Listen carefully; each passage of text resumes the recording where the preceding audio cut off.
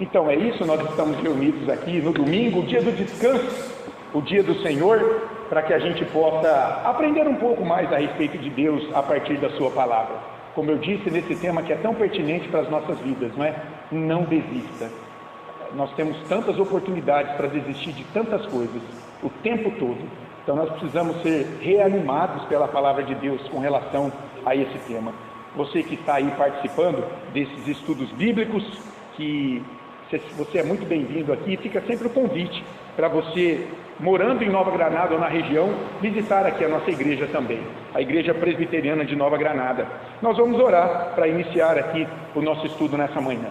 Santo Deus, em nome de Jesus, nesta manhã bendita, nós te agradecemos, Senhor, pelo cuidado do Senhor com nossas vidas, pela manifestação, confirmação da vontade do Senhor na vida desta igreja aqui em Nova Granada, permitindo que em mais uma manhã ela estivesse aqui, Senhor, reunida para conhecer mais ao Senhor e, conhecendo o Senhor na Tua palavra, poder viver uma vida agradável a Ti. Obrigado, Senhor, pelos Teus filhos que o Senhor trouxe aqui nesta manhã. Obrigado, Deus, também pelo ministério infantil desta igreja. Ó Senhor, nós queremos descansar em Tua presença, sabendo, ó Pai, que é o Senhor que opera em nós, tanto o querer quanto o realizar. Sabendo que Tu és um Deus soberano, sobre a vida dos adultos, sobre a vida das crianças também. Abençoa, Senhor, os pais que têm sido alcançados pelo trabalho desta igreja, que o Senhor possa, pelo Teu Espírito, nesta hora, despertá-los para o Teu reino. Que o Senhor possa, ó Deus, falar ao coração deles. Que o Senhor possa levá-los ao entendimento de que é importante, Senhor, encaminhar seus filhos a conhecer o Senhor, para que se tornem pessoas melhores e, acima de tudo, para que tenham suas vidas cobertas pelo sangue de Jesus. Ó Senhor, tem misericórdia dessas famílias, ó Pai. Nós queremos suplicar pela vida delas, que o Senhor as alcance com graça nessa hora. Que o Senhor possa repreender as trevas do coração desses pais, trazendo as crianças aqui, ó Deus. E assim também, que o Senhor possa falar conosco nesta manhã, que o Teu Espírito Santo confirme a Tua vontade, Senhor, para as nossas vidas nesta manhã. Ó Deus, que o Senhor tenha misericórdia de nós, que o Senhor nos ensine a orar, que o Teu Espírito possa interceder por nós. Nós não sabemos orar como convém, nós demandamos a atenção, a condução do Senhor. Perdoa nossos pecados, desde já eu quero comparecer diante do Senhor, aqui, Deus, pedindo que o Senhor tenha misericórdia de nós, que o Senhor possa nos aquietar em Tua presença, que o Senhor possa falar conosco nesta manhã, que o Senhor abençoe a professora Sabrina, que o Senhor traga a sabedoria, a instrução que vem de Tuas mãos para a vida dela, que ela possa se alegrar e ser conduzida pelo Senhor, e também que o Senhor abençoe as crianças, Senhor, que aqui chegaram. Obrigado, Deus, o nosso coração se alegra com a presença delas, que o Senhor possa trazer sabedoria a elas e a instrução que vem do Senhor, que elas possam crescer um pouquinho mais no conhecimento de Jesus e se alegrar em Jesus como Salvador de suas vidas. Fala conosco nesta manhã. Obrigado, Pai. Recebe o que fizermos aqui na mediação de Jesus Cristo. É no nome dele que oramos. Amém. Amém. Chegaram mais algumas ali? Vamos começar então aqui a nossa aula. A professora Sabrina já vai poder entrar com as crianças depois. Bom dia, bom dia. Oi, oi. Tudo bem? Olha só, vamos pensar um pouco então hoje aqui, olhando para a Bíblia, nesse tema que é tão importante para as nossas vidas, né? Não desista. A história humana, se a gente olhar para a história humana, ela está cheia de exemplos de pessoas que foram vitoriosas justamente porque não desistiram. Vamos pensar em alguns nomes. Eu fiquei pensando enquanto vinha para cá. A gente não faz ideia do que foi a descoberta da penicilina na história. O Alexander Fleming foi aquele que, depois de muitas tentativas, descobriu a penicilina, o antibiótico. Então veja só, hoje a gente pega uma infecção de garganta, toma um remedinho, em 3 dias a gente está curado. Mas no passado, as pessoas morriam com uma infecção de garganta, não tinha cura. Então você chupou um sorvete, você pegou uma infecção, isso vai se alastrar pelo teu corpo, e daqui a pouco vai haver talvez uma parada múltipla de órgãos e você vai morrer. Então o Alexander Fleming, depois de pensar, estudar, muitas tentativas, descobriu a penicilina. Mas por que ele fez isso? Porque ele não desistiu. E o que pensar então do Graham Bell? O Grambel, ele queria se comunicar com as pessoas instantaneamente nos seus dias, mas não tinha jeito. E ele tentou, descobrir o telefone. O telefone. Por quê? Porque ele não desistiu. E o Benjamin Franklin? O Benjamin Franklin foi aquele que deu os primeiros passos para a descoberta da energia elétrica. Irmão, sem a energia elétrica, a nossa vida seria um caos. Nós não estaríamos aqui com esse ventiladorzinho que refresca a luz, esse som que pode se propagar por meio do microfone aqui, do alto-falante. Ele descobriu porque ele não desistiu. E o Santos Dumont? Tentou, até nascer o 14 bis. Veja, ele não desistiu. Agora vamos pensar num exemplo bíblico. E o Noé? Gente, Deus apareceu para Noé. Falou: Noé, você vai construir uma arca, porque essa geração aqui, eu vou derramar água sobre ela. E você vai construir uma água e você vai chamando o povo ao arrependimento. Gente, 120 anos ele demorou para construir a arca. 120 anos pregando para aquela geração: se arrependam, Deus irá julgá-los. Se arrependam e venham para a arca. E ele só teve sucesso na salvação dele, da sua esposa, 3 filhos e 3 noras apenas, porque ele não desistiu. Então parece que o sucesso na vida de alguém está diretamente ligado a essa pessoa não desistir. Olha o texto que lemos em Josué, capítulo 1, versículos 6 e 7. Deus falou para Josué: Josué, ser forte e corajoso. Entre outras palavras, não desista, porque eu vou te dar um projeto. Você tem aí um povo, você vai levar esse povo para uma terra que eu prometi, e eu vou caminhar contigo, mas você tem a sua responsabilidade, Josué. Ser forte e corajoso. Preste atenção em tudo que você aprendeu na minha lei, vendo o meu servo Moisés antes e agora, porque você também conhece a lei. Então, Josué, não desista. Deus está dizendo para nós aqui nessa manhã: não desista. Isso tem aplicação em muitas áreas da nossa vida. Vamos pensar na nossa vida? Não desista dos seus filhos. Não desista da sua família maior. Não desista do teu emprego. Não desista de um projeto. Enfim, não desista de coisas que acontecem na tua vida. A nossa vida, o tempo todo, está ligada a não desistir, ainda que de maneira inconsciente. Olha só, você pega o carro para ir no açougue, você chega no açougue. Por que você chegou no açougue? Porque você não desistiu, até de maneira inconsciente. Você entra dentro do carro, você precisa mudar as marchas para o carro andar, ou então, se for automático, você precisa pelo menos cambiar ali o drive. Mas por que você faz isso? Porque você não desistiu. Isso está o tempo todo nos impulsionando. Não desista. E o sentido desse não desistir é olhar para frente na direção de um objetivo a ser conquistado. Veja, isso é uma mensagem que Deus traz de maneira muito clara e incisiva na Escritura. Bom dia, pode entrar. A Escritura traz isso de maneira muito clara, meus irmãos. Olha lá. Nunca desista é enfatizado pelas Escrituras. Samuel e o menino Miguel. Samuel e Miguel. Nunca desista. Vamos ver alguns textos na Escritura que fala isso? Eu trouxe para vocês aí, ó. Olha o que a gente lê em Filipenses 3, de 13 a 14. Claro, vamos trazer esse nunca desista para a nossa vida com Deus agora, né? Vamos pensar, como é que a gente não vai desistir então? Porque o chamado para desistir é grande. Mas vamos olhar então, olha o que Paulo fala lá. Irmãos, quanto a mim, não julgo havê-lo alcançado, ou seja, a perfeição, a santificação plena, Paulo está dizendo. Mas uma coisa eu faço. Ele está preso, hein? Esquecendo-me das coisas que para trás ficam e avançando para as que diante de mim estão, prossigo para o alvo, para o prêmio da soberana vocação de Deus em Cristo Jesus. Agora olha Hebreus, irmãos, capítulo 12. Abre aí. Se você tem Bíblia, abre aí Hebreus. Esse aí eu não trouxe aqui para a gente ler. Hebreus 12, de 1 a 3. Olha o que o escritor aos Hebreus diz.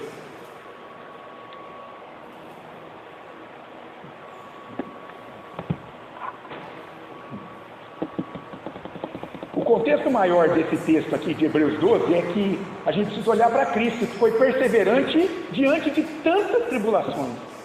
Ele foi perseverante. E o escritor diz assim, Hebreus 12, de 1 a 3. Portanto, também nós, visto que temos a rodear-nos tão grande nuvem de testemunhas, ele falou de muitos homens e mulheres nos capítulos anteriores que perseveraram na fé, desembaraçando-nos de todo o peso e do pecado que tenazmente nos assedia. Então veja, lançando fora pecados, tentações o tempo todo, corramos com perseverança a carreira que nos está proposta. Veja, já há uma carreira, já há uma corrida na vida de cada cristão. O escritor está dizendo, corra, mas não de qualquer forma, com perseverança, com determinação, com força, com coragem. Ó Josué capítulo 1. Olhando firmemente para o autor e consumador da fé, Jesus, o qual em troca da alegria que lhe estava proposta, suportou a cruz, não fazendo caso da ignomínia, e está assentado à destra do trono de Deus. Olha só, para ter a cruz, primeiro Jesus precisou passar pelo sofrimento, pela corrida daquilo que ele e o Pai haviam proposto lá no pacto da redenção para ele mesmo, na sua entrega voluntária pelo seu povo. Ele sabia que no final tinha uma cruz, mas ele olhou para a cruz, e ele olhou para a glória que ele retomaria, porque ele veio da glória, e depois do sacrifício ele retomaria a sua glória, e isso o animou. Olha que interessante, não é? Esses inventores que marcaram os seus nomes na história, eles não olharam para as dificuldades, eles olharam para o nome deles que ficaria na história, para o sucesso que aquilo que eles estavam pesquisando traria depois. Eles sabiam que eles ajudariam muito a humanidade, com a invenção, com a descoberta que eles estavam propondo ter, e eles prosseguiram, e muitos investiram a vida inteira, como o próprio Jesus nos seus dias, entregou a sua vida para salvar o seu povo.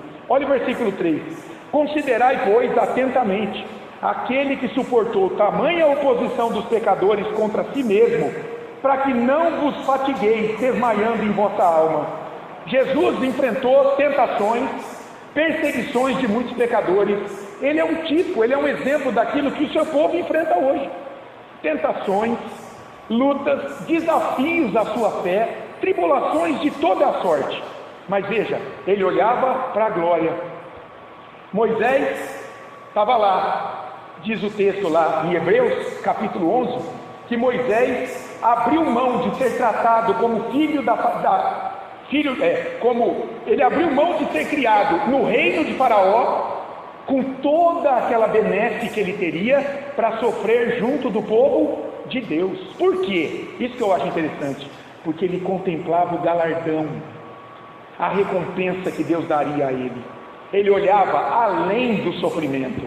Então, por trás do não desista na vida do crente, está isso aí, guarde isso. Você precisa olhar além do sofrimento, não importa qual seja ele. Aí você vai ter forças para ser forte e corajoso, para não desistir. Olha só, agora uma pergunta, pensando em tudo isso, por que nossa corrida cristã precisa ser assim, lutando contra o desânimo, a canseira e a vontade de desistir? Por que você acha que a gente tem que lutar contra tudo isso e não desistir? O que você acha? Não falem todos ao mesmo tempo. Como? Para nos fortalecer, fundamental. Perseguição, isso, Juarez. Um salvo não tem motivo, mas ele é tentado a desistir o tempo todo, né? Isso. Irmãos, olha o que Jesus diz em Lucas 9,62. Lucas 9,62. Mas Jesus lhe replicou, ele está pondo à prova os que querem segui-lo. Um falou assim, deixa eu me despedir do meu pai e da minha mãe. O outro falou, primeiro deixa eu enterrar meu pai e minha mãe, né? Depois eu vou seguir o Senhor. Jesus falou assim, mas Jesus lhe replicou, ninguém que tendo posto a mão no arado, olha para trás.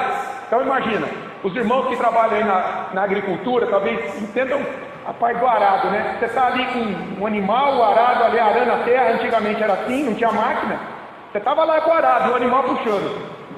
Se você olha para trás, ele diz, não é apto para o reino de Deus. Arado aí é um instrumento agrícola que exige o quê? Para que você trabalhe bem ali siga o rumo reto. Você precisa ter foco, firmeza, para que haja um bom rendimento, para que não saia assim, ó, o que você está fazendo ali. Do contrário, o serviço será reprovado. E aí Jesus fala: quem pega um arado e olha para trás, não é apto. Esse adjetivo é interessante. É alguém que não está bem colocado naquele lugar para aquele serviço. É alguém que vai desempenhar um trabalho que não vai ser satisfatório no seu resultado. É alguém que está ali, mas não vai agradar o seu dono com aquele trabalho. Então ele não é apto para o reino de Deus. Alguém que olha para trás e está desistindo, num certo sentido, de fazer o trabalho corretamente, como manda. Ou seja, foco, olhando para frente, com atenção, com determinação. E aí, irmãos, na vida cristã, quando pensamos em não desistir, imediatamente nos vem à mente a questão, claro, da santificação. Porque é no desenvolver a nossa santificação que nós seremos provados como aqueles que diante dos obstáculos prosseguiram confiantes ou recusaram hesitantes. A santificação é um processo, é diferente da justificação. Justificação é um ato soberano de Deus. Ele, no seu tribunal, diante da sua lei, nos declara inocente da culpa dos nossos pecados, imputando-os a Cristo. É a nossa justificação. Pega a justiça perfeita de Cristo e imputa a nós, acredita a nós. E pega os nossos pecados e acredita a Cristo. Ato soberano, único. Você está justificado. É por isso que, como reformados, nós não cremos que a salvação é perdida. Porque Deus, por ato soberano, faz isso uma vez só, no início. Quando você crê, nasce de novo pelo Espírito Santo. Justificação. Agora, uma vez justificados, começa um processo na tua vida. Um processo de depuração do pecado. Um processo em que o Espírito Santo, que fez com que você nascesse de novo, vai te levar cada dia mais em uma vida de fé e arrependimento. Você vai abrir o olho, você vai tomar conta do que é pecado, do que você faz e mancha a santidade de Deus. Então, essa santificação, isso não é mágico, irmãos. Muitas pessoas acham que é assim. Ah, você fala da igreja, você está na igreja, mas você não é perfeito. Mas não sou mesmo. Não é mágico, as pessoas têm um entendimento equivocado. Ah, não, você foi para a igreja, agora você não pode mais errar. Quem falou isso? Isso é um desconhecimento da Escritura, da vida com Deus, da vida humana. Santificação exige esforço, determinação, foco. Lembra do arado? Bem diferente do movimento do quietismo, que é proposto hoje por muitos círculos, inclusive religiosos. O que o movimento do quietismo diz? Que é antigo, não é novo não. Esse movimento aí, ele diz mais ou menos assim, deixa Deus agir, rapaz. Deixa as coisas como estão. Não faça nada. É muito comum a gente ouvir pessoas dizerem o seguinte: já fiz tudo pelo meu casamento. Já fiz tudo pela educação dos meus filhos. Já tentei ser um empregado melhor. Já tentei frequentar várias igrejas, mas nenhuma foi boa o suficiente para mim. Agora, sabe o que eu fiz? Cansei. Entreguei tudo nas mãos de Deus. Não faço mais nada. Muitas pessoas trabalham nessa base na sua vida, em muitas áreas. Veja, há um lado bom nisso tudo aí, porque sem a dependência de Deus, realmente, nada pode ser feito. Mas seria melhor dizer o seguinte: eu continuarei perseverando e confiando em Deus. Eu continuarei a agir e Deus proverá. Eu vou continuar a agir, confiando em Deus, e Deus proverá. O quietismo, esse movimento aí, ele enfatiza a atividade divina de um lado e a inatividade humana de outro. E muitos crentes entram por ele em muitas áreas da sua vida. Tem um ditado popular que é muito comum, né? Deus ajuda... Ó como vocês sabem. Deus ajuda quem cedo madruga. Veja, isso tem a sua verdade, no sentido de que, sim, Deus ajuda essa pessoa, mas meu caro, você tem que levantar cedo e ir trabalhar. Você tem que acordar, você tem que levantar cedo e ir trabalhar. A preguiça é pecado na Bíblia. Provérbios 6. Vai ter com a formiga, preguiçoso. Lá no verão, O preguiçoso está folgadão, sentado numa cadeira, olha o sapinho de óculos tomando um sol. A formiga está acumulando comida para quando vier o inverno. O inverno vai chegar. E aí, chega o inverno, não tem comida. A formiga tem lá na casinha dela, trabalhou, não parou. Vai ter com a formiga, ó preguiçoso. O texto de Filipenses 2, de 12 a 13, olha que legal. Ele mostra que a santificação exige trabalho. Olha, trouxe aí para você, ó. Filipenses 2, de 12 a 13. Olha o que Paulo fala. Desenvolvei a vossa salvação com temor e tremor, porque Deus é quem efetua em vós tanto o querer como o realizar, segundo a sua boa vontade. Você entendeu aí? Não parece um paradoxo isso que Paulo está dizendo? Olha só, primeiro ele manda a ordem: desenvolvei a vossa salvação, vossa vida de piedade, na santificação, com temor e tremor. Ok, porque Deus é quem efetua em vós tanto o querer como o realizar. Peraí, pastor, Paulo está mandando eu desenvolver, ser proativo, mas ele está dizendo que em contrapartida, é Deus que faz isso por mim? É Deus quem efetua em vós tanto o querer como o realizar? Esse é um dos textos que é usado para enfatizar essa doutrina e esse aparente paradoxo. A gente chama de antinômio. O antinômio são duas verdades que aparentemente parecem contraditórias, mas são verdades e são bíblicas. Está aí uma delas. Por trás daquilo que tudo que fazemos está o Senhor, está a vontade de Deus, está esse Deus soberano, mas isso não elimina a nossa força, a nossa responsabilidade. Não. Porque senão o pecado nosso seria o pecado de Deus. E não é assim. Não é Deus que peca, somos nós que pecamos. No entanto, Ele está ali, trabalhando em nós, mas a responsabilidade é nossa. Pode falar, Laís. A pessoa que tomar cuidado, ela precisa ficar dizendo para ela a salvação dela, de alguma forma. Sim, exato. Paulo vai dizer aqui, isso foi uma boa colocação, a Laís, porque é verdade. Paulo vai dizer aqui que é preciso desenvolver a salvação, mas isso não quer dizer que você vai ser salvo pelo que você faz. Aqui, irmão, salvação deve ser vista em desenvolver uma vida de santidade. É uma busca diária por pureza de vida. Realizar algo com tremor e temor é trabalhar na dependência de Deus, fazendo o melhor possível para a sua glória, sempre se importando com o resultado final do trabalho. Claro que é para a glória de Deus. Então aqui, se você for lá no original, desenvolvei a vossa salvação trabalhem na tua santificação, que é fruto da tua salvação, da tua justificação primeira, do operar do Espírito Santo de Deus em você. Desenvolva isso aí.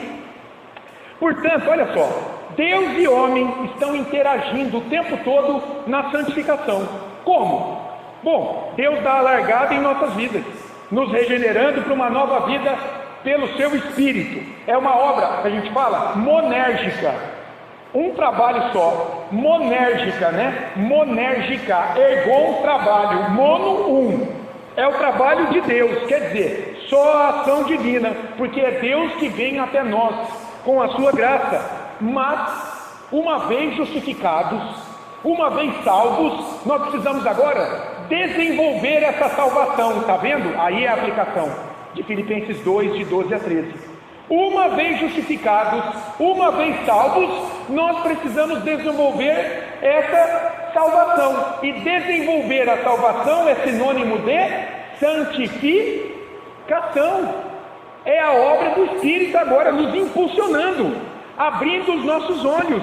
E aí, irmãos, temos que trabalhar duro na dependência de Deus, sabendo que Deus está, de fato, cuidando e dirigindo os nossos passos. Olha lá, ó. É Ele quem efetua em vós tanto querer como realizar. Ele está dirigindo, Sérgio, nossa vida cristã, nossos passos, mas isso não exime a obrigação que temos de não desistir na busca pelo desenvolvimento da salvação, da santificação.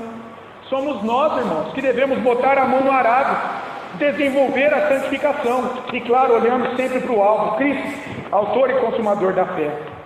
Tem um outro texto, Marcos 11, 12, que nos ensina muito a respeito disso.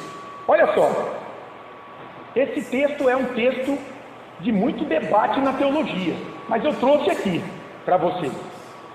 Mateus 11:12. Olha o que diz Jesus. Ele está ali no início do seu ministério. Ele fala assim, desde os dias de João Batista até agora, o reino dos céus é tomado por esforço, e os que se esforçam se apoderam dele. Está aí, Laís, outro texto desse, que é que o pessoal pega e fala, tá vendo? Eu entro no céu pelo meu esforço. Mas será que é isso que Jesus está falando? Será que esse é o sentido? O que Jesus quer dizer com isso?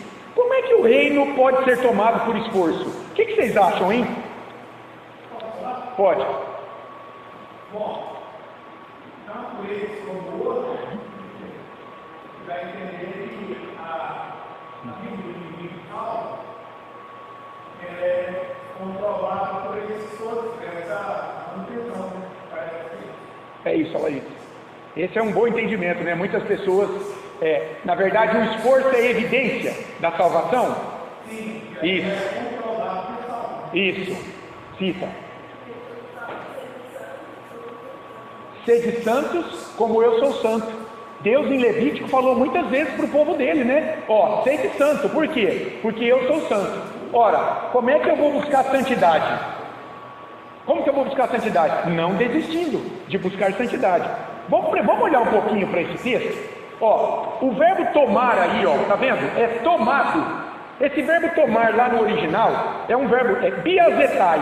Ele pode ser visto em duas vozes do verbo. Voz ativa, voz passiva, lembra do português? E no grego tem a voz média também, ou a voz reflexiva. Lá no grego, esse verbo tomar, nessa voz reflexiva, significa, de fato, aplicar força, agir forçadamente sobre alguma coisa. Então, à primeira vista, nessa voz média aí, pode de fato parecer, lendo isso aqui, que os homens podem arrombar os portões do céu e entrar nele, contra a vontade de Deus, bastando que eles se esforcem. Então, esse pode ser um sentido. Meus irmãos, mas venhamos e convenhamos, Deus não é impotente para evitar que os indignos se intrometam em sua presença. Nenhum homem, por puro esforço, em pecado, não justificado pelo sangue de Cristo, mesmo cheio de boa intenção, pode querer arrombar o portão do céu. Será que Deus vai permitir? Então parece que a interpretação desse verbo tomar nessa voz reflexiva, média, não é a melhor à luz da Bíblia, à luz do poder de Deus, da capacidade plena de Deus. Pode vir.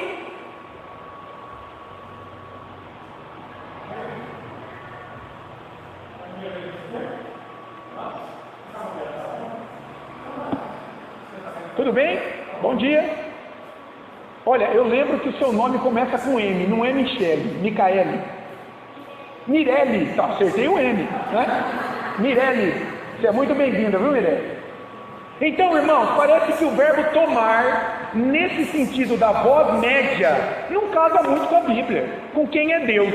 Mas tem um outro sentido, tem uma outra voz para esse verbo, que é a voz passiva desse verbo biazetai. E veja que no texto está na voz passiva. O reino dos céus é tomado. É tomado. Está na voz passiva. E aí ele significa ser tratado com violência, ser oprimido, sofrer violência. E nesse sentido, ele pode apontar para a violência que os homens impõem sobre o reino de Deus. Entenderam o sentido do verbo na voz passiva? Ou seja, os homens impõem uma violência ao reino, às pessoas do reino, à vida do reino. João, e vamos pegar o contexto agora aqui, irmãos. Nós temos que interpretar a Bíblia no contexto, não é? Texto fora de contexto é pretexto. Isso é o que mais existe. É por isso que eu sempre digo, as pessoas já disseram no passado que a Bíblia é a mãe de todas as heresias. Não porque ela tem heresia, mas porque a depender de como o homem vai a ela e a interpreta, ele produz qualquer coisa, qualquer heresia. Você pode pegar um texto desse aqui, pegar um megafone e sair por aí, se esforce para você entrar no céu. Mas vamos olhar o contexto, senão você está mudando o sentido da mensagem que o autor da Bíblia trouxe, não é? Eu acho interessante isso, Você compra um livro qualquer, uma literatura. Você lê o livro. Você não gostou do final, rapaz. Você não queria que a filha da mulher morresse. Você não queria que houvesse um adultério para terminar aquele livro. Um livro que foi tão feliz no início, mas terminou ruim. Você muda o final do livro. Tudo bem? Você poderia ter mudado? Poderia. Mas essa mudança afetou o autor? Mudou o que o autor determinou para aquele livro? A mesma coisa com a Bíblia. As pessoas pegam a Bíblia e elas interpretam e dão o sentido que elas querem. Elas podem fazer isso, mas isso mudou o sentido, o significado da mensagem que Deus trouxe naquele contexto para aquele povo? Não mudou. Então, tem que ter sabedoria para tentar descobrir o sentido do texto no seu contexto para aquele momento. O que Jesus queria dizer com isso? Naqueles dias, olha só, João estava preso naquele momento, por exemplo. João Batista, ele teria sua cabeça cortada em breve por Herodes. A Bíblia diz isso. Jesus também sofreria oposição pelo seu ministério e seria morto em uma cruz no final. Então, pensando nesse contexto e no significado da voz passiva desse verbo tomado, de que é uma violência que é imposta pelos homens ao reino, muitos estudiosos se inclinam para essa interpretação da passagem, de que tomar o reino com esforço é se opor a ele com violência. E teve um servo muito firme com o Senhor no passado, o Jonathan Edwards. Ele trabalhou ali naquele primeiro grande avivamento americano, lá no século XVIII. Ele é um teólogo, foi um teólogo calvinista americano, e ele via nesse versículo a paixão com que os crentes correm em busca para entrar no reino de Deus. E eu gosto dessa visão. O zelo que esses crentes tinham na sua vida para agradar a Deus. Na época de João, as pessoas, irmãos, corriam desesperadas ao Jordão. Para quê? Para serem batizadas, para elas fazerem parte do reino de Deus, que segundo João, estava chegando a eles. Está lá em Mateus 3, versículo 2. Era esse esforço que o texto falava para o Edwards, para o Jonathan Edwards. Que esforço? O esforço dos crentes para entrarem no reino de Deus. Isso nos lembra da porta estreita que conduz à salvação. Poucos entrarão por ela. Vamos melhorar esse entendimento. Lá em Lucas 17, 21, olha o que Jesus declara a própria chegada desse reino. Ele diz assim, é com a chegada de Jesus nesse mundo, com a chegada dele, que o reino de Deus chegou. Jesus, o Filho de Deus, Todo-Poderoso, Deus Filho, se encarnou, veio e trouxe a graça, o poder do reino de Deus aos homens. E ele disse, aqui está o reino de Deus, eu cheguei. E ele foi rejeitado por muitos, mas de outro lado, isso levou a um despertamento espiritual, a um arrependimento nacional nunca visto antes. O Messias havia chegado. A paixão pela mensagem que Jesus anunciava ali, pregando-se a si mesmo, despertava um zelo de vida impressionante naqueles que aceitavam o Evangelho. Vidas eram totalmente transformadas pela palavra de Jesus. Olha que impressionante isso, né? Eles olhavam para Cristo e enxergavam o próprio reino de Deus na terra. Isso fazia com que buscassem viver segundo os ensinamentos dele. Eles deveriam perseverar, não desistir, lutar arduamente contra tudo aquilo que até então era parte de suas vidas caídas em pecado. Eles deveriam mudar hábitos, rever conceitos, enfim, eles deveriam readaptar toda a sua vida à luz daquilo que Jesus estava ensinando a eles. Com o que compararíamos essa mudança radical em suas vidas? Com o que a gente poderia comparar? O autor da carta aos Hebreus, ele descreve a vida cristã como uma corrida, mas não uma corrida sem rumo, sem disciplina, sem técnica, mas uma corrida determinada, uma corrida responsável, uma corrida com foco. Olha o que a gente lê lá em Hebreus capítulo 12. Vamos ler de novo, nós já lemos, né? Vamos ler de novo, Hebreus 12, de 1 a 2 e também o versículo 4. Olha aí, eu peguei essa foto que eu achei belíssima para ilustrar esse ponto. Veja que não é qualquer pessoa que está correndo aí. Olha aí de novo, eu vou ler Hebreus 12, 1, 2 e agora eu vou ler o versículo 4. Portanto, também nós, visto que temos a rodear-nos tão grande nuvem de testemunhas, desembaraçando-nos de todo o peso e do pecado que tenazmente nos assedia, corramos com perseverança a carreira que nos está proposta, olhando firmemente para o autor e consumador da fé, Jesus, o qual, em troca da alegria que lhe estava proposta, suportou a cruz, não fazendo caso da ignomínia, e está assentado à destra do trono de Deus. Versículo 4. Ora, na vossa luta contra o pecado, ainda não tendes resistido até o sangue. Olha que interessante. Olha essa foto. O que essa foto fala para você nessa corrida? Será que esse homem treinou muito? Será que ele teve gana, determinação, vontade de vencer essa corrida? E os obstáculos que ele enfrentou? Primeiro, ele tem fé? Gente, uma foto dessa envergonha tanta gente, é ou não é? Se a gente ficar olhando para essa foto no momento de desânimo. Eu fui atrás de outros exemplos de determinação, de superação. Eu vi um menino sem braço e sem perna pintando uma tela com um pincel na boca. Senhor, tem misericórdia de mim.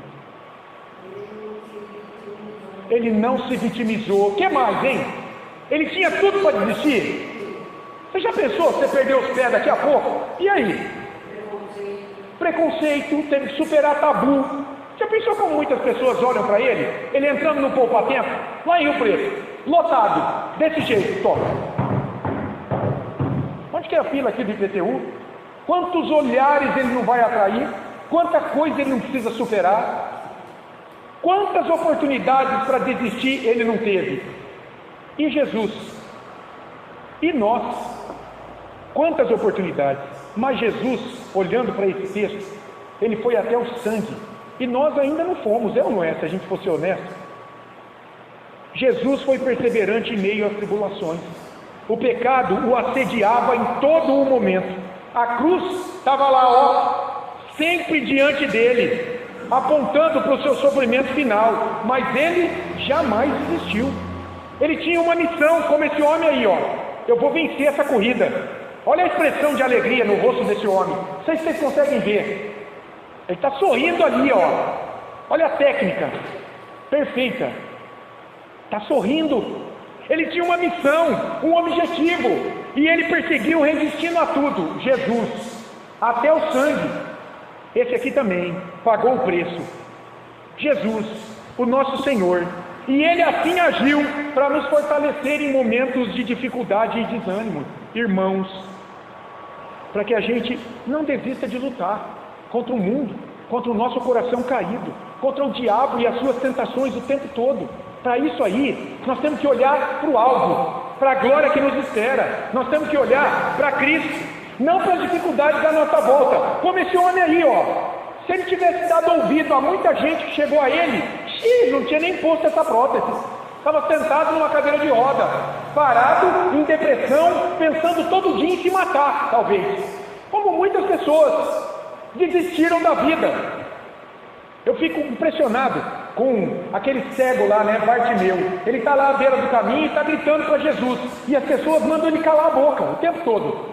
Se ele tivesse ouvido as pessoas e se calado, ele tinha sido curado. Ele não desistiu. Não desistiu. Isso tem que estar presente na nossa vida, irmãos, o tempo todo.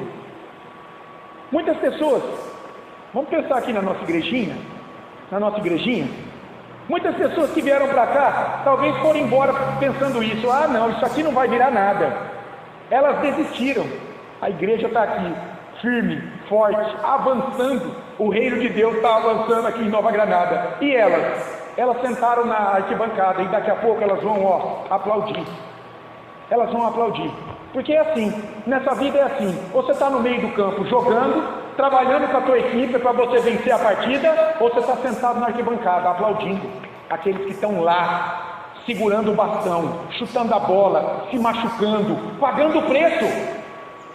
Não desista. Jesus não desistiu, esse homem não desistiu, essa igreja aqui também não vai desistir. É assim que a gente vai conseguir resistir, olhando para Cristo. Jamais desistir da nossa fé, da nossa vida, olhando para Ele, da nossa vida cristã. É o que o escritor aos Hebreus nesse texto nos propõe. Um atleta, ele olha para a linha de chegada, é o seu alvo, é o prêmio. O cristão precisa olhar para Cristo na sua vida, é o seu alvo, é o seu prêmio. É ele diante de Deus, ouvir Deus dizendo a ele: muito bem, servo bom e fiel, foste fiel no pouco, sobre o muito te colocarei, entra no gozo do teu Senhor. Pelo que você fez? Não, porque você viveu para testemunhar de Cristo na tua vida, porque a tua fé estava nele como teu Salvador, porque você olhou para a cruz dele no momento de tentações. A Bíblia está nos ensinando isso hoje, para a gente não desistir. É preciso olhar para Jesus, ele é o nosso alvo. Jesus combateu o pecado até a morte. É isso que significa aí, ó, em Hebreus 12:4, resistir ao pecado até o sangue. E como eu disse, alguém aqui já combateu o pecado até a morte? Até o sangue? Claro que não. Portanto, meu irmão, não é tempo de desistir. Seja lá o que você esteja enfrentando na tua vida, há muito ainda a suportar. E o Senhor com você. Falhas repetidas, pecados repetidos, não podem nos desanimar, mas nos fortalecer ainda mais para vencê-los. Por isso a Bíblia diz que devemos esquecer as coisas passadas, não ficar pensando nas derrotas, mas prosseguir para o alvo sem desistir, ou suportar acusações por pecados que Jesus já levou consigo por nós. O diabo não tem mais poder de acusar a sua igreja diante de Deus pelos seus pecados, porque Deus já puniu o pecado da sua igreja até o final da sua vida, em Cristo. Ele já levou. Isso tem que servir de força, para você não desistir diante dos seus fracassos. Meus irmãos, como é triste pecar, é ou não é? Quando a gente conhece quem é Deus, o que Cristo fez por nós, o que significou o meu pecado diante de Deus, da cruz do Filho dele. E quando eu peco, como me entristece isso? Mas isso é bom. Isso é um sinal da ação do Espírito Santo em nós, porque o incrédulo, o pecado para ele, não tem sentido. Mas o crente, o cristão, quando ele peca, ele fica triste, ele vai orar, ele confessa aquilo a Deus, e Deus vai fazendo o quê? Vai fortalecendo ele, para que ele, cada dia mais, viva uma vida onde desistir não é uma opção. Desistir na vida do crente não é uma opção. É o Espírito Santo que vai te animar, trazer vida, força para você prosseguir em meio às perseguições. E pensando nisso aí, que por meio das tentações, dos tropeços, dos pecados diários, Deus tem um propósito nisso. Esse é um tema interessante, porque isso toca com a disciplina de Deus na nossa vida. Olha só, vamos pensar um pouco na disciplina. Não é um tema que as pessoas gostam de pensar, mas é uma bênção na vida do crente. Olha que interessante. Nós somos disciplinados por Deus em razão das nossas faltas. O que você acha? Deus nos disciplina, puxa a orelha em razão das nossas faltas? Sem dúvida. E o que nós fazemos muitas vezes? Nós murmuramos. Muitas vezes nós lamentamos. E olha aqui umas indagações possíveis. Por que eu, Senhor? Até quando, Senhor, eu vou viver assim? Senhor, será que o Senhor me desamparou? Isso é da nossa natureza, quando a gente está sendo disciplinado por Deus. E aí, meus irmãos, nós nos afundamos em um mar de lamúria e lamentação, nos esquecendo de que a disciplina de Deus nunca é para nos destruir. Nunca. Como a disciplina de um pai que ama o seu filho. Nunca é para matá-lo, mas para o aproveitamento dele, para a melhora dele. Hebreus 12:10 nos diz isso. E para que serve, afinal de contas, a disciplina? Segundo a Bíblia. Alguém abra aí em Romanos 8:29? Abra aí em Romanos 8:29 e leia para mim. Olha o que Paulo diz. Para que serve a disciplina de Deus na nossa vida?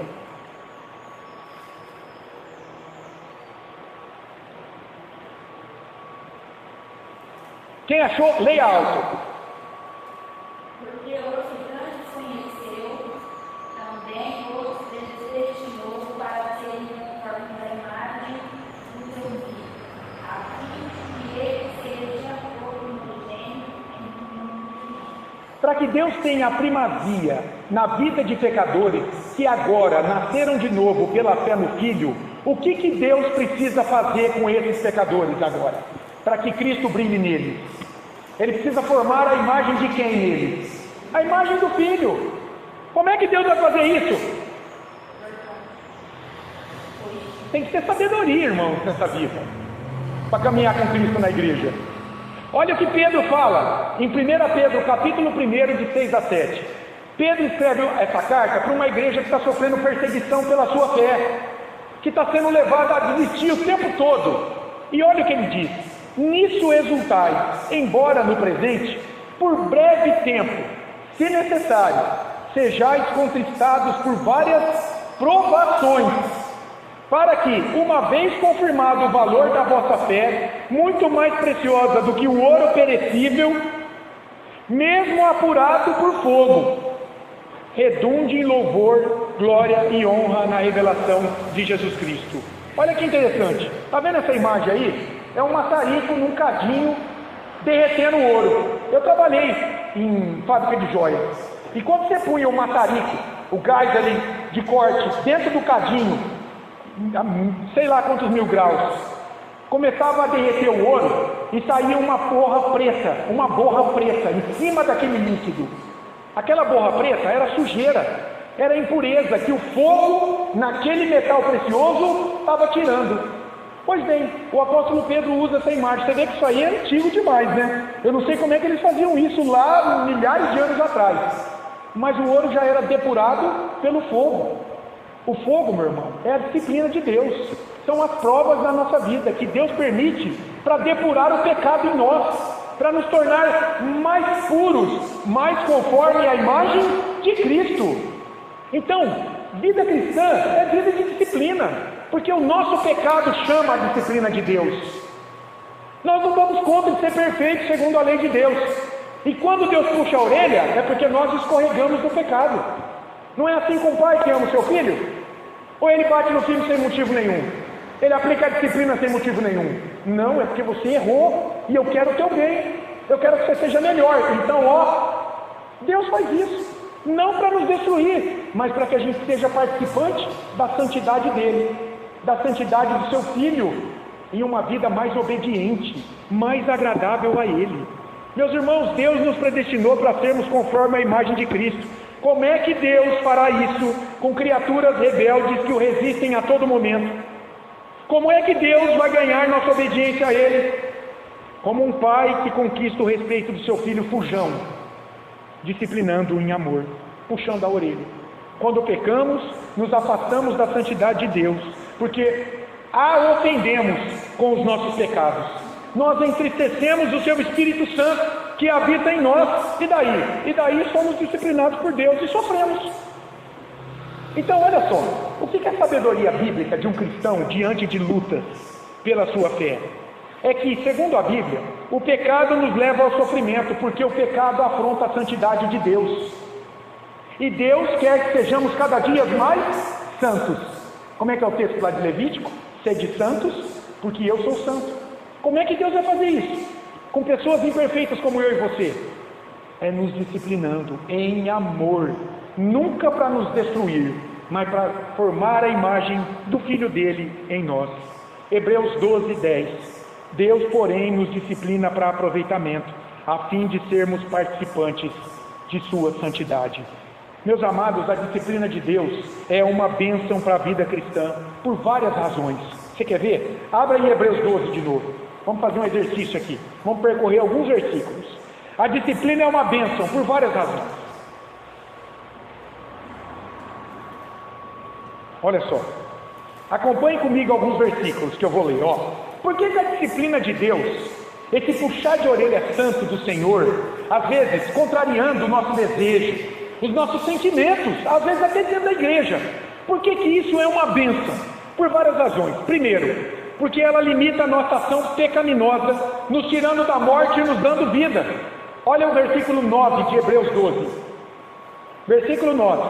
Ele está olhando para um pai que disciplina um filho, e está aplicando para a disciplina de Deus conosco. Além disso, tínhamos os nossos pais segundo a carne que nos corrigiam, e os respeitávamos. Ora, não havemos de estar em muito maior submissão ao Pai espiritual, e então viveremos? Ou seja, pela disciplina de Deus. Como é que Deus nos livra da morte? É porque a disciplina mostra que em Cristo nós passamos da morte para a vida. Nós passamos de criatura para filhos de Deus. É uma evidência da disciplina de Deus como nosso Pai Celestial. Mas não só isso, ela nos faz participantes do caráter de Deus, da sua santidade. Aí é o versículo 10 que eu li. Pois eles nos corrigiam por pouco tempo, nossos pais, segundo melhor lhes parecia. Deus, porém, nos disciplina para aproveitamento, a fim de sermos participantes da sua santidade. Tem gente que pega esse texto aqui e fala, tá vendo, você é um pequeno Cristo. Algumas igrejas dizem isso. Você é um pequeno Cristo. Você é santo como Deus é santo. Não é isso que está dizendo aqui. Santidade na essência, Pai, Filho e Espírito Santo. Os três têm a mesma essência, a mesma substância. Nós fomos criados para ser santos, mas nós não temos a santidade de Deus na nossa essência. Nós somos criaturas resgatadas, redimidas pelo sangue de Cristo agora. O que o escritor está dizendo aqui, participar da sua santidade é participar da santidade de Deus, no sentido de ser obediente, ser honesto, enfim, ter o caráter de Cristo formado em nós pelo Espírito Santo cada dia mais. Refletirmos um padrão de retidão que Adão tinha antes da queda. Agora, Deus vai expurgando o pecado e vai trazendo essa santidade de Deus para nós, mas não vai nos tornando deuses. Esse é um perigo aqui no texto disso. Mas a disciplina também serve para mais o quê? Ela nos mostra que Deus se importa com nossas vidas, meus irmãos. Olha Hebreus 12, de 5 a 6. E estáis esquecidos da exortação que como a filhos discorre convosco? Filho meu, não menosprezes a correção que vem do Senhor, nem desmaies quando por ele és reprovado, porque o Senhor corrige a quem ama e açoita a todo filho a quem recebe. Texto claríssimo. Se você está sendo disciplinado por Deus, louvado seja Deus, você pertence a Deus. É uma evidência de que você é filho, você não é bastardo. Mas tem mais, a disciplina ainda nos leva a produzir fruto pacífico e de justiça, uma vida mais pura. Olha o versículo 11 de Hebreus 12. Toda disciplina com efeito, no momento não parece ser motivo de alegria, mas de tristeza. Claro, puxar a orelha dói. Ao depois, entretanto, produz fruto pacífico aos que têm sido por ela exercitados, fruto de justiça. E olha o verbo aí, exercitados. Lembra exercício físico. A disciplina é isso. Você vai na academia, você pega um peso. Se você ficar 25 anos com o mesmo peso, você não vai oferecer estímulo para o teu músculo crescer. Ele vai ficar em homeostase, parado. Para o músculo crescer, você tem que aplicar cada vez mais o quê? Carga. Isso é hipertrofia. Você tem que aumentar o peso gradativamente, segundo a tua capacidade, mas ir aumentando carga para o músculo crescer. A disciplina de Deus é assim. E olha, quanto mais vamos amadurecendo na fé, mais vamos nos dando conta disso. Porque realmente, irmãos, o nosso pecado exige disciplina o tempo todo. É Deus o tempo todo, nos trazendo de volta. O pecado está levando a gente para longe. Deus, traz de volta. É uma bênção. Ele está nos exercitando, está aplicando carga para que a nossa fé amadureça. Mas ainda, a disciplina, ela de fato é um personal training, 24 horas, ligado às nossas vidas. Bom dia! A disciplina divina que nos treina para uma vida agradável a Deus. É como um personal training. Sendo assim, meus amados irmãos, olha que interessante. Nós nunca devemos desistir de lutar em meio às tribulações da vida. Por quê? Porque é Deus nos disciplinando. Disciplina na vida da igreja é oportunidade de crescimento, é oportunidade de amadurecimento. Se você tem puxado a tua orelha por meio de uma pregação, por meio de um estudo bíblico, agradeça a Deus. Você pode ter duas posturas: ficar bicudo e ir para casa bravo e não querer voltar mais, ou você pode aproveitar a oportunidade de maneira assertiva. O que significa isso? Olhe de maneira sábia essa oportunidade que Deus está te dando, para você pensar se realmente aquilo não faz sentido na tua vida, se você não tem que mudar mesmo. diante daquela palavra que você ouviu. Então, disciplina na Bíblia é oportunidade para crescimento. Entenderam isso? Vocês concordam? Para amadurecer. Por quê? Porque nós somos pecadores, meus irmãos. O pecado odeia a disciplina. O pecado alimenta o orgulho no nosso coração. Não quer nada com disciplina. Eu falei para vocês já que na igreja lá em Rio Preto, eu tive pelo menos 3 oportunidades claras para deixar a igreja, para desistir e ir embora. Fui chamado pelo conselho em uma delas e fui escorraçado. Tive 3 oportunidades, mas eu fiquei. Pela graça de Deus, não pelo meu pecado. Pelo meu pecado, eu teria ido embora. Mas o Espírito Santo trabalhou aquilo em mim, me abriu os olhos, e eu louvo a Deus por aquele conselho, porque aquilo que eles me falaram, eu precisava ouvir. Era aquilo que eu precisava ouvir, irmãos. Eu até arrepio. Deus é maravilhoso, irmãos. Quando Ele nos chama a compromisso com Ele, Ele chama de verdade.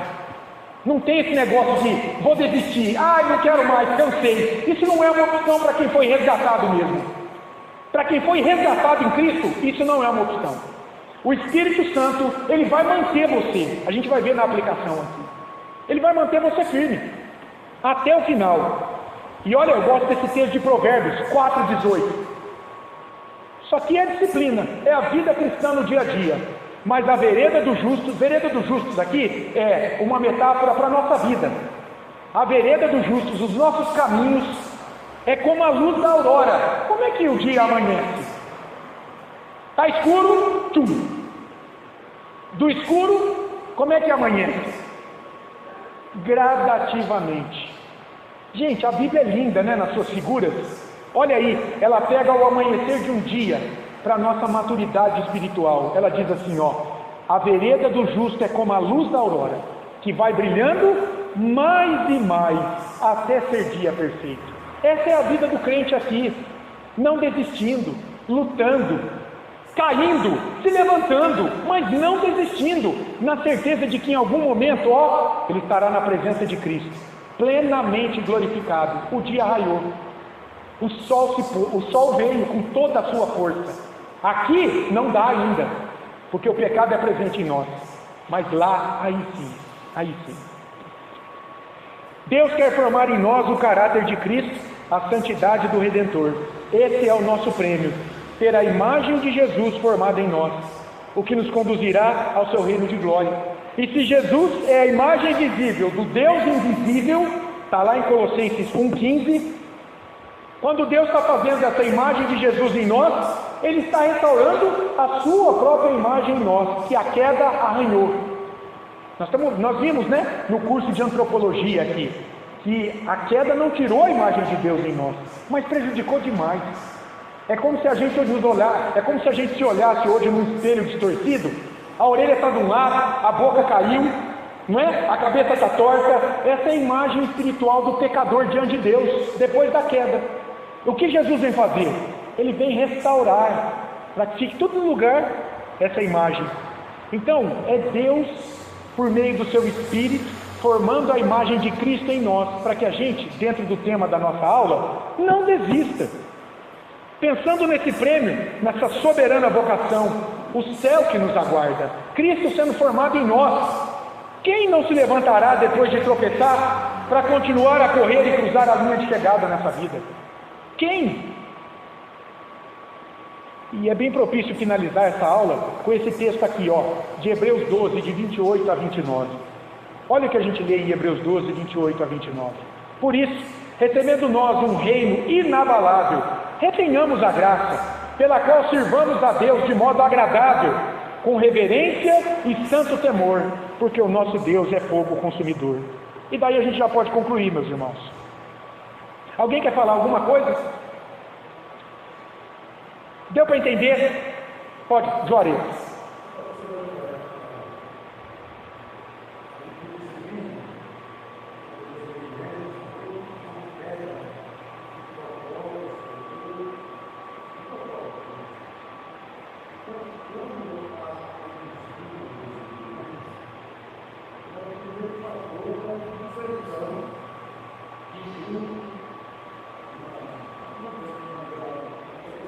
Sim.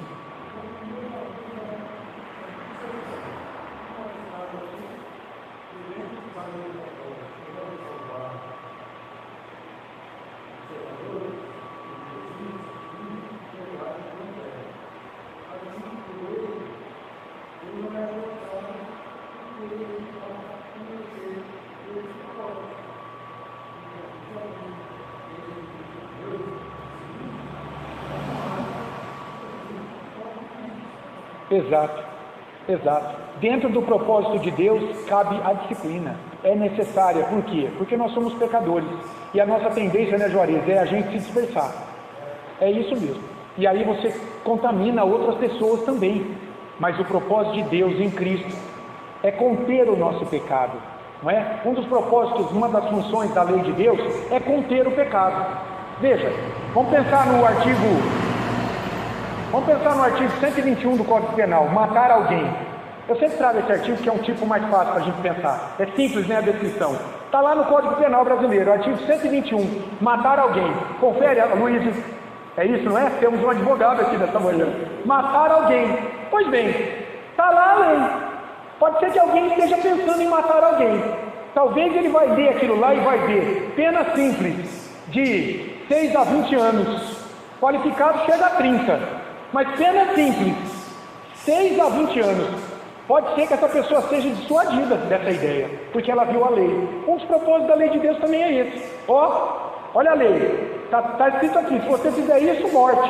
Se você fizer isso, isso. A pessoa então, Deus trouxe a lei para revelar a sua santidade, a sua vontade, para mostrar aos homens como Ele é santo, e como em pecado nós não damos conta de atingir o padrão de santidade da lei. Por isso nós precisamos de Jesus, por isso nós precisamos ser disciplinados pelo nosso pecado, que é o nosso pecado que nos leva a quebrar e a afrontar a lei. Jesus não fez isso jamais em sua vida, e se nós temos Ele conosco em espírito hoje, nós vamos lutar também para não fazer mais isso. Aí entra a disciplina, aí entra a bênção, é uma bênção de fato. Então, olha o que a gente pode concluir. Pela graça, nós recebemos um reino que é inabalável.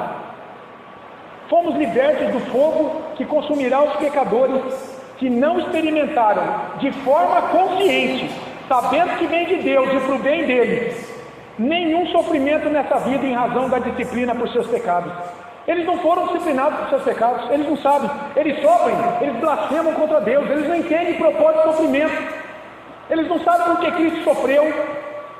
Eles foram criados como criaturas de Deus, não como filhos, porque um filho de Deus, adotado pela fé em Cristo, ele entende o propósito do sofrimento na sua vida, ele sabe por que ele está sendo disciplinado, e ele amadurece na fé, e ele glorifica a Deus. Mas o ímpio não. Por tudo isso, vivamos para agradecer a Deus, em respeito e santo temor, olhando firmemente para o autor e consumador da nossa fé, Jesus, aquele que está nos esperando na linha de chegada, meus irmãos, da corrida dessa vida, da vereda do justo, porque Jesus já venceu a corrida, Ele já venceu. Então não desistamos da fé em meio às provações, jamais. Não desista da tua fé, não desista de Cristo, não desista da tua igreja, não desista. Você vai ser tentado a fazer isso o tempo todo, mas lute, persevere. Vamos trazer algumas aplicações? Primeiro, nunca desista, porque Deus é fiel. Isso é interessante. Sabe por que você tem força para não desistir? É porque Deus é fiel. Mesmo quando tudo parece difícil, Deus continua no controle. Deus cumpre as suas promessas. Então, confie no caráter de Deus e não nas circunstâncias. Porque na hora que vem as provas, a gente olha para tudo ao nosso redor e se esquece de que Deus está conosco. E se Deus é fiel, Ele disse que Ele estaria conosco, que Ele jamais nos abandonaria, de que há promessas de vida eterna em Cristo, de que a igreja é o instrumento que Deus usa para nos unir a Cristo como membros do seu corpo. É aqui que nós somos edificados na fé. Então, nunca desista, porque Deus é fiel. Primeira coisa. Segundo, nunca desista da oração. É um instrumento poderoso de Deus. As pessoas desistem porque abandonaram a vida de oração. Porque na hora que a coisa pega, elas não comparecem diante de Deus, pedindo: Senhor, me ajuda. Lembra Jó? Jó, quanta coisa Jó falou para Deus, hein? E tem coisa que foi até dura, ele amaldiçoou até o dia do nascimento dele. Mas não é incrível Deus ter falado que ele não pecou? É Deus que testemunhou disso. Os amigos dele, todos pecaram. Mas Deus diz: o meu servo Jó não pecou, porque ele foi orar na presença de Deus. Na hora que a coisa pegou, ele foi falar com Deus. Meus irmãos, você acha que Deus não sabe quão fraco nós somos? Tem gente que acha que Deus olha para a gente como super-heróis, mulheres maravilhas. Deus sabe da nossa fraqueza, e Ele quer que a hora que a coisa aperte, a gente o busque em oração, nos derramando diante dEle. Muitas pessoas, quando são feridas, contrariadas, saem chutando todo mundo, mas elas não vão orar a Deus, elas não vão buscar a Deus. Isso é um erro. Continue orando, mesmo quando parecer que nada muda. Deus ouve, age no tempo certo e trabalha nos bastidores. Trabalhe em silêncio. A perseverança na oração vai fortalecer a tua fé. Vida de oração. É preciso orar quando a coisa aperta, chamando você a jogar tudo pro alto. Tem que buscar a Deus, e você vai ver como é que o Espírito dele vai quebrantar o teu coração. Ainda, nunca desista da sua fé em Cristo e da sua igreja, que é o seu corpo. Em meio à dor ou dúvidas, mantenha os olhos fixos em Jesus e comunhão com a sua igreja. Não tem como ser crente, cristão, firme com Deus, lutar para não desistir, se não houver comunhão com a igreja, irmãos. Não tem jeito. Isso não é insanidade, isso não é como é que chama a palavra que os islâmicos, fundamentalismo, não é fundamentalismo. Enfim, isso não é algo humano, isso não é religiosidade, isso não é como radicalismo. Isso, não, você é doido. Você vai na igreja toda semana e mais de uma vez, isso não me entra na cabeça. Não entra mesmo, muito provavelmente você não faz parte dela. É por isso que você não vai para a igreja, porque a igreja é o corpo de Cristo. Se você é membro desse corpo de Cristo, você está junto de outros membros. Veja, eu tenho 5 dedos, é um exemplo tão simples. Esses dedos estão juntos na mesma mão. Eles precisam um do outro para que a mão funcione. Se eu tirar esse dedo aqui, 2 dias depois ele está roxo e começa a apodrecer. Acabou. Não tem comunhão com o corpo. Assim é a igreja de Cristo, irmãos. Então é muito interessante, quando a gente visita algumas pessoas, eu já falei isso aqui mais de uma vez, e as pessoas dizem assim por aí: quando der eu vou. Não é assim. A igreja não é assim. A igreja, ou você pertence a ela e está lá, é teu prazer, ou você não pertence a ela. Então, em meio à dor ou dúvidas, mantenha os olhos fixos em Jesus e comunhão com a sua igreja. A cruz nos lembra que o sofrimento não é o fim. Olha aí para a cruz por um momento. Está lá Jesus? Ressuscitou, voltou para a glória, para onde nós vamos, mas ele sofreu um bocado, é ou não é? A cruz nos lembra que o sofrimento, não importa o que você está passando, não é o fim. Não é. Existe um reino glorioso à tua espera. Ainda, isso aqui é bom demais. Nunca desista de pessoas difíceis. Irmãos, é ou não é? Não tem gente que você quer arrancar o pescoço. Eu lembro de um pastor, olha aí, você conhece o pastor? Aquele que foi o Elias Medeiros. Você já ouviu falar de Elias Medeiros? Ele é um pastor reformado, ele mora nos Estados Unidos hoje, mas ele deu aula no seminário por lá, ele é muito conhecido aqui, na nossa denominação. Pastor Elias Medeiros, eu gosto muito dele, é um evangelista nato, irmãos. Um dia eu fui levar ele no hotel, teve um congresso, uma conferência na nossa igreja, e eu estava buscando e levando ele no hotel, e trazendo para a igreja. Gente, eu parei na frente do hotel, passou um caminhão do lixo, parou aos 50 metros, certo? Esse homem desceu do carro apavorado. Peraí, saiu correndo, foi até ele sempre leva folheto evangelístico, entregou um para cada um, e falou com eles. Eu comecei a chorar dentro do carro, falei: meu Deus, me ajuda, me dá esse fervor, eu tenho que ser assim, para ganhar a alma, Laís? Eu tenho que ser assim, mais assim.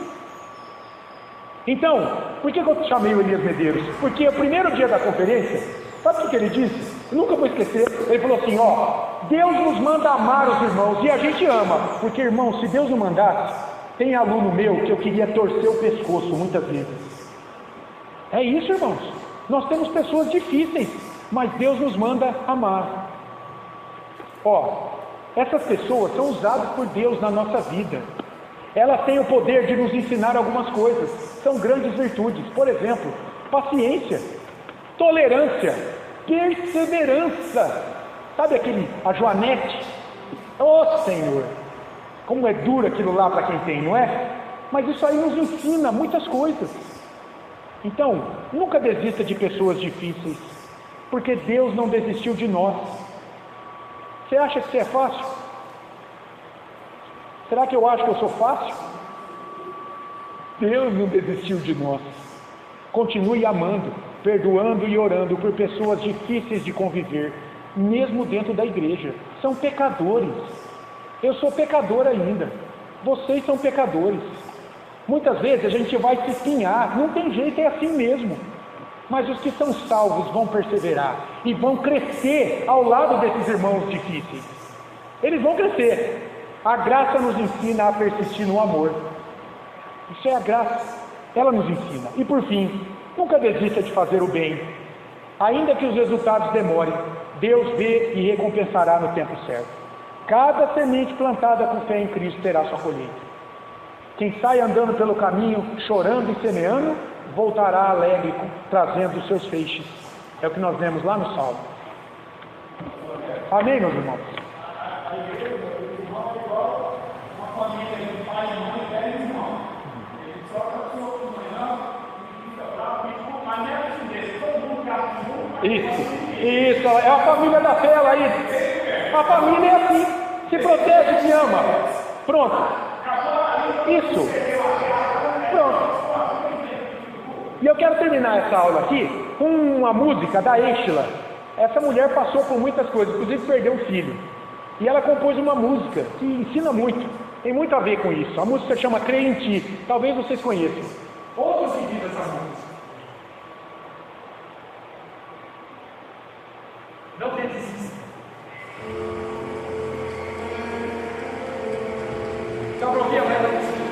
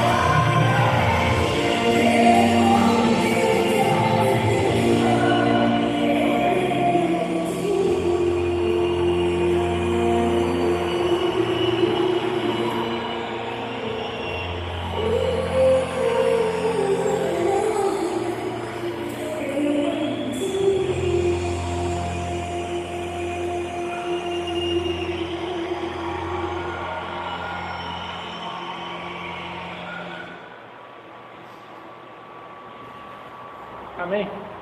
Vamos orar? Senhor, obrigado, Deus, pela graça, pela misericórdia do Senhor. Obrigado, Senhor. Obrigado pela fé que o Senhor tem nos dado. Obrigado por Cristo, nosso Salvador. Obrigado pela tua igreja, Senhor. Obrigado pelo teu povo aqui reunido, Senhor.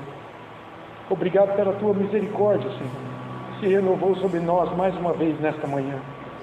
Ajuda-nos, Pai, a não desistirmos de caminhar com o Senhor, confiados no teu Espírito Santo, que em nós habita. Leva o nosso coração a Cristo, ó Pai, quando as tentações vierem, quando os desânimos vierem, quando as dúvidas baterem à nossa porta. Que o teu Espírito Santo confirme a tua vontade e o teu chamado em nossas vidas naquela hora. Ó Deus, que possamos sentir a unção do teu Espírito Santo a cada dia, enfrentando as dores desse mundo. Louvamos o teu nome, Senhor, porque tu és a nossa esperança viva de vitória. A cruz, ó Deus, nos revela que há um céu glorioso à nossa espera, onde não haverá mais choro, mais lágrima, mais frustração alguma. Louvado seja o teu nome, ó Deus, em Cristo Jesus. Despede a tua igreja nesta manhã, abençoada pelo Senhor. Que o Senhor nos prepare para cultuarmos a ti nesta noite. E que seja um culto agradável ao Senhor, na mediação de Cristo Jesus. É no nome dele que oramos. Amém. Amém. Bom domingo aos irmãos. Deus os abençoe.